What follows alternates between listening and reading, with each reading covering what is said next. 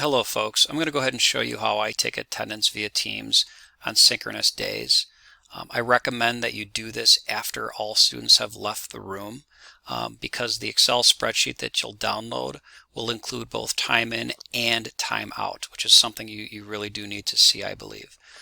And also make sure that you do not close this window at all once the students have left, because once you close it, you won't be able to access who's been in the meeting.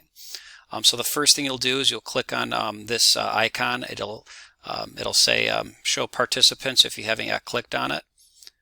When you do that, and again the kids are already out of the meeting space. This is in office hours, by the way, so you're not going to see my list because I believe no, only one student attended. Anyways, you'll click on this participants link. You'll click download attendance list, okay, and it should show up on your screen. One file was downloaded. Once that happens, you'll go to your Teams account. And again, this is in office hours. I'll click on Files. Under Files, you'll click on Downloads. And right here, this file, this Excel spreadsheet, will be accessible now such that you can download it and view it. I'm going to go ahead and click on a class from the 13th so you can see a full kind of listing of students both in and out of my class.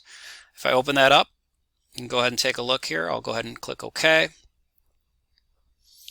And you will see in a moment, in Excel, hopefully here in a moment, you'll see the full breakdown of students in and out of my class. And it does put it in order of who came in first.